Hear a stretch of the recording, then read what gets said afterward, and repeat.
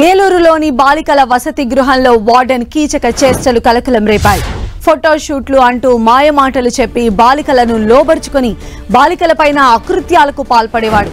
అతడి లైంగిక దాడులు భరించలేక ముగ్గురు బాలికలు ఏలూరు 2వ పట్టణ పోలీసులను ఆశ్రయించారు. దీంతో ఈ దారుణ ఘటన వెలుగులోకి వచ్చింది. కేసు నమోదు చేసుకున్న పోలీసులు బాలికల వసతి గృహాన్ని పరిశీలించారు. బాలికల వాంగ్మూలాలను నమోదు చేసుకున్నారు. వార్డెన్ కు తన భార్య మేనకోడలు సహకరించేవారని బాలికలు పోలీసులకు తెలిపారు. వార్డెన్ అతడికి సహకరించిన వారిపైన పోక్సో చట్టం కింద కేసు నమోదు చేశారు. ప్రస్తుతం పరారీలో ఉన్న వార్డెన్ ను పట్టుకునేందుకు పోలీసులు గాలిస్తున్నారు. ఏలూరులో జిల్లా కేంద్రంలో బాలికల వసతి గృహంలో 50 మంది స్థానిక విద్యాసంస్థలో చదువుకుంటున్నారు. కరోనా సమయంలో ఆశ్రమ నిర్వాహకులు సరిగా పట్టించుకోకపోవడంతో నెమ్మదిగా ఏలూరు వాసి శశికుమార్ చేజిక్కించుకున్నాడు. ప్రస్తుతం చింతలపూడి మండలం ఎర్రగుండపల్లిలోని ప్రభుత్వ బీసీ వసతి గృహం వార్డెన్ గా వ్యవహరిస్తున్నాడు. ఏలూరు జెడ్పీ కూడలిలో ఫోటో స్టూడియో సైతం నడుపుతున్నాడు. బాలికల వసతి గృహం దగ్గర వార్డెన్ గా తన 2వ భార్యను సంరక్షకురాలుగా మేనకోడల్ని పెట్టి అసాంఘిక కార్యకలాపాలు కొనసాగిస్తున్నాడు. అతడి ఆగడాలను భరించలేని ముగ్గురు బాలికలు 2వ పట్టణ పోలీస్ స్టేషన్ ను ఆశ్రయించారు. చేతులు కట్టేసి మరీ లైంగిక దాడికి పాల్పడేవాడని, కొట్టేవాడని కన్నీటి పర్యంతమయ్యారు. ఫోటోషూట్ అంటూ ఈ నెల 15న ఒక బాలికను కారులో ఎక్కించుకుని బాపట్ల తీసుకువెళ్లాడని, అక్కడ లైంగిక దాడి చేసి 16న వసతి గృహంలో దింపాడని వాపోయాడు.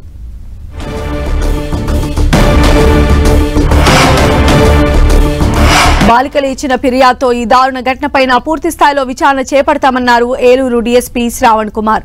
ఫిర్యాదులో ముగ్గురు బాలికలు లైంగిక వేధింపులకు గురైనట్లు స్టేట్మెంట్ ఇచ్చారని చెప్పారు.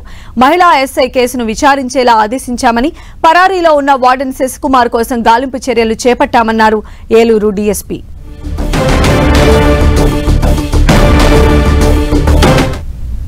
Eluru 2 town police station limits లో ఉన్న అమీనాపేటలో ఉన్నటువంటి స్వామి దయానంద సరస్వతి సేవా ఆశ్రమంలో బాలికల పైన, ఒక మైనర్ బాలికల పైన అక్కడ హాస్టల్ వార్డెన్ భర్త ఈ మిస్బిహేవ్ చేశాడన్న ఒక కంప్లైంట్ మీద ఇక్కడికి వచ్చాము. ఈ కంప్లైంట్ తీసుకొని ఇక్కడ విచారణ నిమిత్తం మన ఉమెన్ ఎస్ఎల్ని వీళ్ళందరినీ పంపిస్తున్నాం. విచారణలో భాగంగా ఏమేమి చేశారు ఏంటనేది అన్ని కూడా మీకు తెలిసి వాళ్ళ మీద కేసు రిజిస్టర్ చేయడం జరిగింది.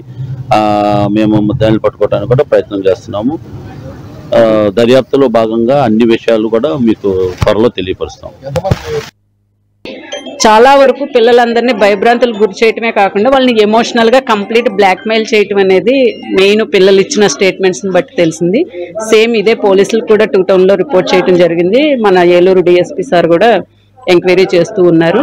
అలానే మా పీడీ మేడం, ఇన్ఛార్జ్ మేడం గారు కానీ, డిస్ట్రిక్ట్ ప్రొబేషన్ ఆఫీసర్ గారు కానీ, చైల్డ్ వెల్ఫేర్ కమిటీ వారు కానీ, మన గౌరవ కలెక్టర్ గారి ఆదేశాల ప్రకారము కూడా as per zonal justice care and protection of children act ప్రకారము ఖచ్చితంగా సింగిల్ ఒక వేరే వాళ్ళ పిల్లల్ని మన ఇంట్లో పెట్టుకుని స్పాన్సర్ చేస్తున్నా కూడా అలాంటి వాళ్ళు కూడా ఫిట్ పర్సన్ గా కానీ, చైల్డ్ కేర్ ఇన్స్టిట్యూషన్ గా కానీ రిజిస్ట్రేషన్ చేసుకుని ఉండాలి. ఇలాంటి అనాథరైజ్డ్ గా పెట్టుకుని పిల్లల్ని స్టడీస్ పర్పస్ అవనివ్వండి, వాళ్ళ యొక్క economic or social background base చేసుకుని నీడ్ బేస్డ్ చిల్డ్రన్ ఇక్కడ పెట్టుకుని సేవ రూపంలో చేస్తున్నా కానీ వాళ్ళందరిది ఖచ్చితంగా గవర్నమెంట్ తోటి టైఅప్ అయ్యి రిజిస్ట్రేషన్ లైసెన్స్ తీసుకుని ఉండాలి. ఇక్కడ ఈ హోమ్ విషయంలో అది జరగలేదు. కాబట్టి దీనిపైన గౌరవ కలెక్టర్ గారి ఆదేశాల ప్రకారం ఫర్దర్ యాక్షన్స్ ఏంటనేది పోలీస్ వారి చర్య. ఇక ఈ ఘటనకు సంబంధించిన మరింత సమాచారం మా ప్రతినిధి శ్రీనివాస్ మనకు అందిస్తారు. శ్రీనివాస్. సంజన, మొత్తానికి సంబంధించి ఏలూరులో నిన్న చోటు చేసుకున్నటువంటి ఈ ఘటనతో మొత్తం అధికార యంత్రాంగం కూడా ఒక్కసారిగా సమాయత్తమైంది. పూర్తి స్థాయిలో మొత్తం విచారణ అయితే కూడా ప్రారంభించడం జరిగింది. ప్రస్తుతం మనం ఘటన జరిగినటువంటి ఏదైతే శ్రీ స్వామి దయానంద సరస్వతి సేవాశ్రమం ఉందో ఆ ఆసుపత్రి వద్ద ఉన్నాం. ఇక్కడ నిన్న ఘటన జరిగిన తర్వాత విద్యార్థులు దాదాపు 45 మంది విద్యార్థులు ఈ ఆశ్రమంలో ఉన్నారు. అయితే వారి తల్లిదండ్రులంతా కూడా నిన్న ఒకటిన ఇక్కడికి చేరుకుని తమ పిల్లల్ని ప్రస్తుతం అయితే కూడా హాస్టల్ నుంచి కూడా ఇంటికి తీసుకెళ్లడం జరిగింది. అయితే పోలీసుల నిఘా కూడా ప్రస్తుతం ఈ హాస్టల్ పైన కూడా కొనసాగుతుందని చెప్పుకోవచ్చు. మొత్తానికి ఈ ఘటనకు సంబంధించి పోలీసు యంత్రాంగం నిన్న బృందాలుగా ఏర్పడి ఎవరైతే నిందితుడిగా ఉన్నారో శశికుమార్ అతన్ని పూర్తి స్థాయిలో విచారించేందుకు, పట్టుకునేందుకు పూర్తి స్థాయిలో అన్ని బృందాలుగా ఏర్పడి గాలింపు చర్యలు అయితే కూడా చేపడుతున్న సందర్భం అయితే కూడా ఉంది. అయితే మొత్తానికి సంబంధించి ఈ ఘటన జరిగిన తర్వాత మొత్తం అధికార యంత్రాంగం అప్రమత్తం అవటం, ఇదే సందర్భంలో శశికుమార్ కూడా స్థానికంగా ఉన్నటువంటి కొంతమంది ప్రజాప్రతినిధుల దగ్గరికి వెళ్ళి తనకు సపోర్ట్ చేయాలని కోరినట్లు కూడా తెలుస్తుంది. అయితే ఆ ప్రజాప్రతినిధులు ఎవరు కూడా సపోర్ట్ చేయము, ఎట్టి పరిస్థితుల్లో చట్టపరంగా ఇటువంటి ఘటనలు ఘటనలు పాల్పడితే శిక్ష తప్పదని వాళ్ళు కూడా సూచించినట్లు కూడా తెలుస్తుంది. అయితే ప్రస్తుతం హాస్టల్కు సంబంధించి కూడా పోలీసుల విచారణ, అధికారుల విచారణలో కూడా అనేక విస్తుపోయే నిజాలైతే కూడా పిల్లలు అధికారులకు చెప్పినట్లు కూడా తెలుస్తుంది. మొత్తం 45 మంది పిల్లలు ఉంటే 28 మంది పిల్లల వరకు అతను లైంగిక దాడికి పాల్పడినట్లు కూడా నిన్న పోలీసుల విచారణలో ప్రాథమికంగా వెల్లడైనట్లు తెలుస్తుంది. అయితే శశికుమార్ పోలీసులకు దొరికితే ఆ తర్వాత పూర్తి స్థాయిలో విచారణ, అయితే నిజాలన్నీ కూడా ఇంకా మరిన్ని నిజాలు రాబట్టే అవకాశం ఉంటుందని చెప్పి కూడా పోలీసు అధికారులు అయితే కూడా తెలుపుతున్న పరిస్థితి. ప్రస్తుతం అతన్ని శశికుమార్ని పట్టుకునేందుకు పోలీసులు ప్రత్యేక బృందాలు అయితే కూడా గాలిస్తున్నాయి. అయితే ఇటువంటి దుశ్చర్యలకు పాల్పడిన సంబంధించి కూడా అంటే ఎవరైనా సరే కనీసం ఒక పిల్లవాళ్ళని దత్తత తీసుకోవాలంటేనే అనేక రకాల అనుమతులు తీసుకోవాల్సి ఉంటుంది. కానీ ఇక్కడ ఆశ్రమం పేరుతో దయానంద సరస్వతి సేవాశ్రమం పేరుతో హాస్టల్ నిర్వహిస్తూ అతను ఒక ప్రభుత్వ ఉద్యోగిగా ఉండి తన రెండో భార్యను ఇక్కడ హాస్టల్లో వార్డెన్గా పెట్టి హాస్టల్ మెయింటైన్ చేస్తున్న పరిస్థితులు అయితే కూడా ఉన్నాయి.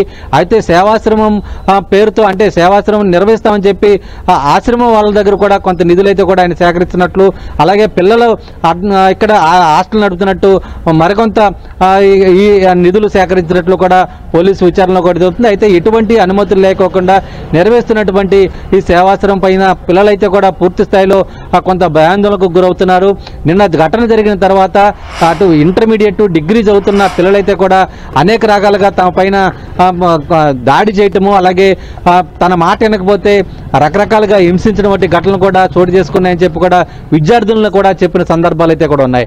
అయితే మొత్తానికి ఈ పరిస్థితులు, ఈ పరిణామాలు జరుగుతున్న నేపథ్యంలో ఇప్పుడు ఏలూరు ఆ యంత్రాంగం కూడా మొత్తం అంతా కూడా అప్రమత్తమైంది. పూర్తి స్థాయిలో నిందితులను పట్టుకునేందుకు గాలిస్తున్నారు. మరో ఘటన ఈరోజు ఏలూరు సంబంధించి కూడా ఏలూరు రేంజ్ డిఐజీలతో, ఏలూరు రేంజ్ ఎస్పీ ఉన్నతాధికారులతో, పోలీసు అధికారులతో కూడా డీజీపీ ద్వారకా తిరుమలరావు సమీక్షా సమావేశం ఉంది. అయితే ఈ సమావేశం ఉన్న నేపథ్యంలో అధికార యంత్రాంగం కూడా ఎట్టి పరిస్థితుల్లో నిందితుడిని పట్టుకోవాలని చెప్పి పెద్ద ఎత్తున బృందాలుగా ఏర్పడి గాలింపు చర్యలు అయితే కూడా చేపట్టిన పరిస్థితులు అయితే కూడా ఉన్నాయి. అయితే శశికుమార్ ఏలూరు జిల్లాలోనే చింతలపూడి దగ్గర ఉన్న ఎర్రకుంటపల్లిలో ప్రభుత్వ హాస్టల్లో ఉద్యోగం కూడా వార్డెన్గా ఉన్నాడు. ఆయన ఒక ప్రభుత్వ ఉద్యోగి.